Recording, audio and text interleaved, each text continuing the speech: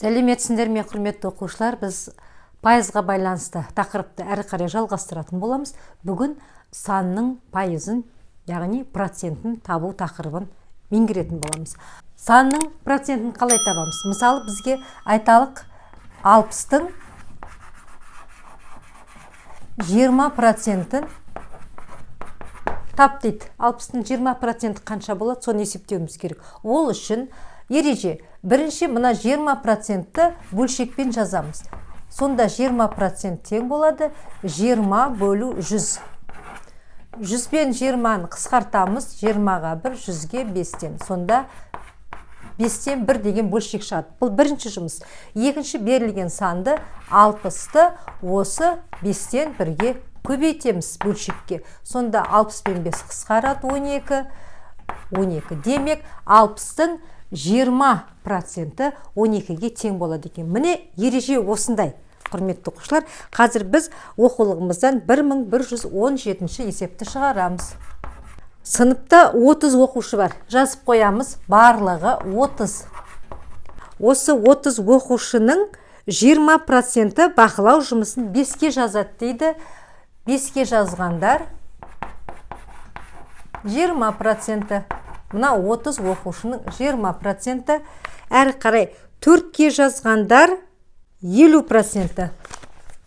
Есеп сұрап отыр, 4 пен 5-ке барлығы қанша оқушы жазды дейді. Яғни 4-тік баға менен 5-тік бағаны алған оқушылардың санын сұрап отыр. Бірінші 5-ке жазған оқушыларды есептеп алайық. Қалай есептейміз? Алдымен 30-дың 20%-ын табайық. 30-дың 20%-ы. Алдыменен 20%-ды процентпен жазып аламыз. Ол бізде 100-ден 20 қысқарады 20-ға 5-тен 1. Жаңа ғана айттық. 5-тен 1. Екінші 30-ды осы 5-тен 1-ге көбейтеміз. Тең 30 бен 5 қысқарады 6. 6 оқушы 5-ке жазған екен. 4-ке қанша оқушы жазған? Бұл ауызша шығарсақ та болады. Өйткені 50% деп отыр. 30-дың 50% деген сөз 30-дың жартысы ғой. 50% 2-ден 1-ге тең. Олай болатын болса 15 оқушы 4-ке жазған екен. Яғни 30-ды мына жерде көбейтеміз.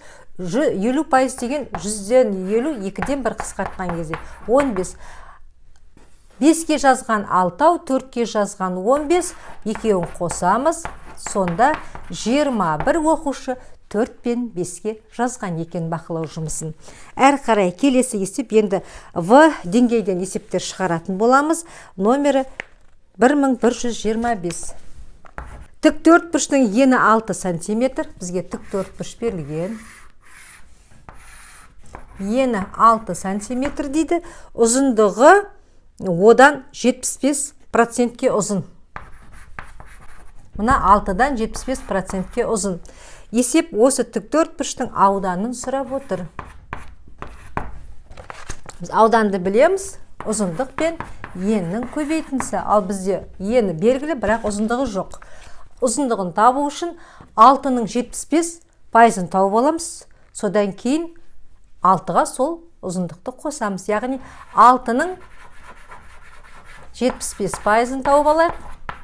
75% бізде 100-ден 75, ол 25-ке қысқарады, 4-ден 3 болады. Демек 6-ның 4-ден 3-ін тауып алайық. 6 үшін 18, 18 4-ке бөлсек 4,5 болады. Әрі қарай біз мына ұзындығы қаншаға ұзын екендігін таптық. Енінен қанша ұзындығы екен? 4,5 ұзын екен. Демек, оның ұзындығы, мына жерге ұзындық деп қояқ. Ұзындығы 6-ға қосамыз 4,5-ті. Сонда 10,5 см шықты. Мына шыққан өлшем бізде ұзындығы. Енді ауданды есептейміз. Аудан тең еніне көбейтеміз ұзындықты.